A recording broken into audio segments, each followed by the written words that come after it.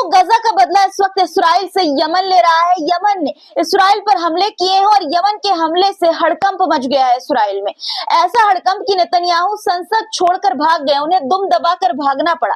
वहीं Ben Gurion airport पर siren बज उठे हमले के बाद यमन ने हाइपरसोनिक मिसाइल से हमला किया है, जिससे इसराइल दहल गया है। लोग इधर उधर अपनी जान बचाते हुए भागते हुए नजर आए, तस्वीरें आपको दिखाऊंगी। दूसरी तरफ अमेरिकी एयरक्राफ्ट कैरियर पर भी यमन ने मिसाइलों की बारिश कर दी है। अमेरिका ने भी यमन पर ताबड़तोड़ हमले किए हैं और इसराइल ने किस तरह मदद करने वाली संस्था को निशाना बनाया है, ये भी आपको बताऊंगी। ईरान में लैलतुल कद्र की खास रात के लिए लाखों लोग एक साथ नजर आए और खूबसूरत नजारा देखने को मिला। खबर क्या है आगे आपको बताऊंगी। इसराइल और तुर्की में इस वक्त गुस्से का माहौल है। इसराइल में नेतन्याहू के खिलाफ लोग सड़कों पर उतर आए हैं क्योंकि वो गजा में बंधकों को छुड़ाने में नाकाम रहे और उन्होंने देश की सुरक्षा एजेंसी शिन बेट के चीफ को हटा दिया। इसके अलावा दोस्तों तुर्की में भी इस वक्त घमासान मचा हुआ है, माहौल तुर्की का गर्म है। पूरा मामला क्या है आपको आगे बताऊंगी, इसलिए पूरा वीडियो अंत तक देखिएगा। और दोस्तों वीडियो शुरू करने से पहले आपसे गुजारिश कि चैनल को सब्सक्राइब कर लीजिए, लाइक वीडियो को सबसे पहले कर दिया करिए और दोस्तों ढेर सारी राय कमेंट में अपनी जरूर लिखा करिए। चलिए अब शुरू करते हैं वीडियो। द लाइव टीवी, सच सबसे आगे। आदाब दोस्तों, मेरा नाम है मिसबा खान और आप मुझे द लाइव टीवी पर देख रहे हैं। मध्य पूर्व में युद्ध का नया मोर्चा खुल चुका है दोस्तों। इसराइल ने सीजफायर तोड़ गजा पर हमला किया तो यमन ने इसराइल को मिटाने का ठान लिया है, सबक सिखाने का मन बना लिया है। इस वक्त यमन ने इसराइल पर जोरदार हमला किया है। जी हाँ, यमन ने यमनी सेना के प्रवक्ता यहिया सरी ने ऐलान किया है कि उनकी सेना ने इसराइल के सबसे बड़े हवाई अड्डे बेन गुरियन एयरपोर्ट को हाइपरसोनिक मिसाइल से निशाना बनाया है। इसके तुरंत बाद तेल अवीव में जोरदार धमाका हुआ और सायरन बज उठे। तस्वीरें मैं आपको दिखाना चाहती हूँ, देखिए आपकी स्क्रीन पर। देखिए एयरपोर्ट की तस्वीर है, सायरन आपको बजता हुआ नजर आ रहा होगा। लोग खड़े हैं और लगातार सायरन बज रहा है। लोगों के चेहरों पर जो शिकन है वो साफ तौर पर नजर आ रही है।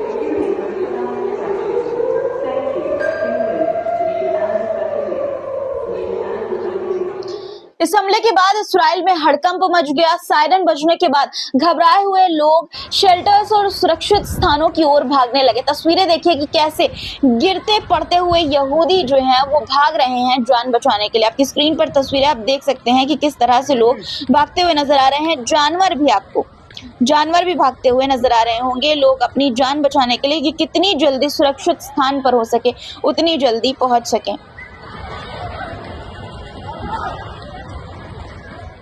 यमन के इस मिसाइल हमले में तेल अवीव में आधे दर्जन से ज्यादा यहूदी बसने वाले यानी कि जो सेटलर्स हैं वो घायल भी हुए हैं। सबसे दिलचस्प नजारा तब देखने को मिला जब यमन की मिसाइल के डर से इसराइल के प्रधानमंत्री बेंजामिन नेतन्याहू को किनेसेट यानी कि जो इसराइली संसद है उससे भागकर बंकर में छुपना पड़ा। सोशल मीडिया पर इस पल का वीडियो वायरल हो रहा है जहां नेतन्याहू अपनी जान बचाने के लिए भागते दिख रहे हैं। ये प्रेस टीवी की उस पल की वीडियो है जो आपकी स्क्रीन पर है। प्रेस टीवी ने शेयर की है जब नेतन्याहू यमन की मिसाइल हमले के बाद किनेसेट से भागकर शेल्टर में चले गए। गजा के लोगों पर ये नेतन्याहू बम बरसावा रहे हैं दोस्तों और खुद यमन की एक मिसाइल से दुम दबाकर शेल्टर में घुसते हुए नजर आए। देखिए किस तरह से भाग रहे हैं, किस तरह से उनके साथ जो मंत्री हैं वो भी जाते हुए नजर आ रहे हैं। यमन ने सिर्फ इसराइल पर ही नहीं अमेरिका पर भी हमला किया है। यमनी सेना ने ऐलान किया है कि उन्होंने अमेरिकी aircraft carrier Harry S Trueman पर मिसाइल और ड्रोन से हमला किया है।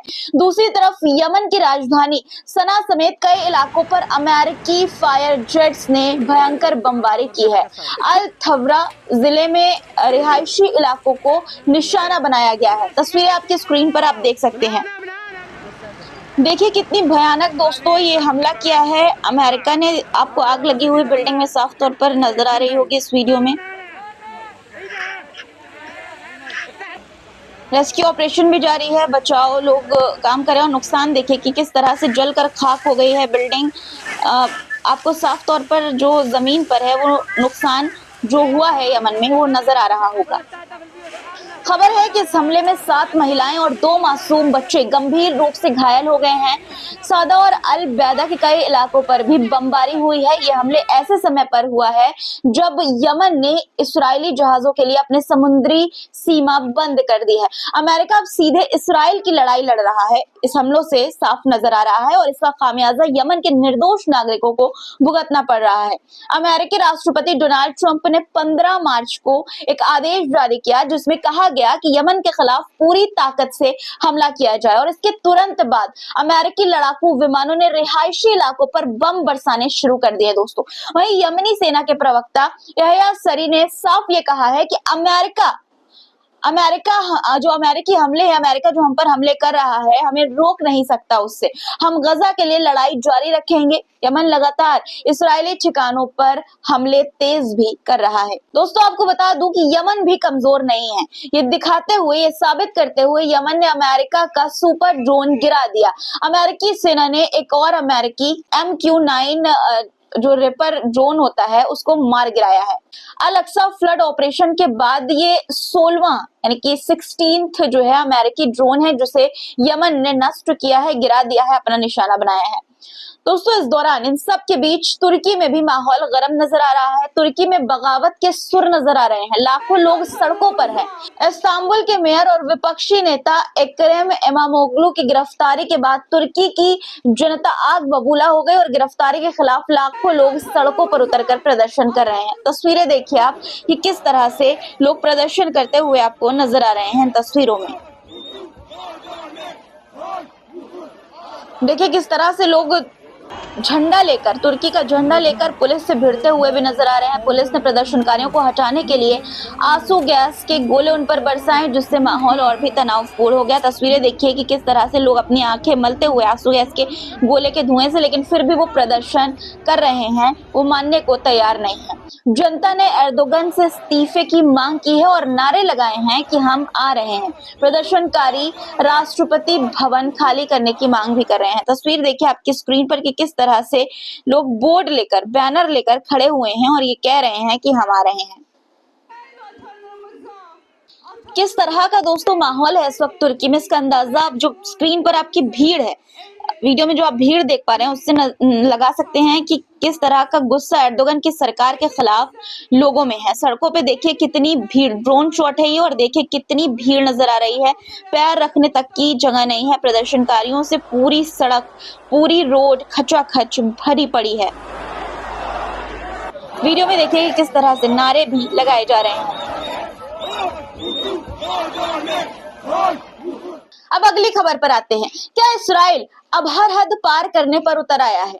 ये सवाल इसलिए दोस्तों क्योंकि संयुक्त राष्ट्र UN जैसी संस्था जो दुनिया में शांति बनाए रखने के लिए बनी है, उस पर ही बम बरसा दिए गए हैं। गजा के स्वास्थ्य मंत्रालय ने यह दावा किया है कि बुधवार को इस्राएली एयर स्ट्राइक में संयुक्त राष्ट्र यानी UN मुख्यालय को निशाना बनाया गया, जिसमें एक विदेशी नागरिक की मौत हो गई है और 4 से 5 लोग घायल हैं। लेकिन सिर्फ यही नहीं, उसी दिन कम से कम 20 और फिलिस्तीनी भी मारे गए हैं, शहीद हुए हैं, क्योंकि इस्राइल ने गजा पर हमलों को और तेज कर दिया है। रिपोर्ट्स के मुताबिक मंगलवार का दिन गजा के लिए सबसे खतरनाक साबित हुआ क्योंकि सिर्फ एक ही दिन में 400 से ज्यादा फिलिस्तीनी शहीद हो गए। ये इस युद्ध की सबसे बड़ी एक दिन की मौतों की संख्या है दोस्तों। हमले करने के बाद भी इस्राइल झूठ पर झूठ, झूठ पर झूठ और झूठ पर झूठ बोल रहा है। जब इस्राइल से ये पूछा गया कि उसने संयुक्त राष्ट्र के दफ्तर पर हमला क्यों किया, तो इस्राइली सेना ने साफ इनकार कर दिया, साफ तौर पर इनकार कर दिया और कहा कि उन्हें गजा के उत्तरी हिस्से में हमास के ठिकाने का पता चला था, जहां से इस्राइल पर हमले की योजना बनाई जा रही थी। लेकिन इस्राइल के प्रधानमंत्री बेंजामिन नेतन्याहू ने दोस्तों मंगलवार को ये धमकी दी कि ये तो बस शुरुआत है। क्या इस्राइल अब बिना किसी रोक टोक के नरसंहार को खुलेआम अंजाम दे रहा है? आप खुद सोचिए, एक तरफ धमकी और दूसरी तरफ संयुक्त राष्ट्र UN जैसी संस्था पर हमले कर रहा है और वहां पे काम करने वाले लोगों की इस हमले में मौत हो रही है। दोस्तों, इस्राइल ने साफ कहा है कि ये हमला सिर्फ एक शुरुआत है। इस्राइल का आरोप है कि हमास ने सीजफायर तोड़ा, जिसकी वजह से उन्हें दोबारा हमले शुरू करने पड़े, लेकिन हमास ने इसराइल पर संघर्ष विराम खत्म करने और शांति वार्ता को खत्म करने की साजिश का आरोप लगाया है। गजा पर ये हमले एक मिसाल है दोस्तों, ये दिखाता है कि गजा में आखिर हो क्या रहा है, जहां हर दिन सैकड़ों बेगुनाह लोग मारे जा रहे हैं। अब सोचिए, क्या वाकई ये हमले जो है वो आतंकवाद के खिलाफ है या खुद एक आतंक है। इसराइल ने उत्तरी और दक्षिणी गजा में हवाई जहाजों से पर्चे गिराए जिसमें ये लिखा था कि ये इलाका अब युद्ध क्षेत्र बन चुका है, तुरंत निकल जाओ। लेकिन सवाल उठता है यहाँ पर कि गजा के लोगों के पास जाने के लिए अब बचा क्या है। हर तरफ तबाही है, चारों तरफ इसराइली टैंक और फाइटर जेट्स मंडरा रहे हैं। बता दें आपको कि संयुक्त राष्ट्र के कानून के मुताबिक किसी भी मानवीय संस्था पर हमला करना युद्ध अपराध है, लेकिन इसराइल पर कोई कार्रवाई नहीं हो रही है। क्या इसराइल को अंतर्राष्ट्रीय कानून के ऊपर रखा गया है? क्या छूट दी गई है कुछ? क्या ये दुनिया खुलेआम नरसंहार होते हुए देख रही है और खामोश है? क्या नेतन्याहू को अब भी नहीं रोका जाएगा? कोई रोकने वाला नहीं, किसी में दम नहीं। एक बात इस दुनिया को याद रखनी चाहिए और मुस्लिम देशों को याद रखना चाहिए जो खामोश हैं, संयुक्त राष्ट्र यानी यूएन पर हमला दुनिया के लिए खतरनाक संकेत की तरह है। दोस्तों, गजा में तबाही की नई लहर आई हुई है।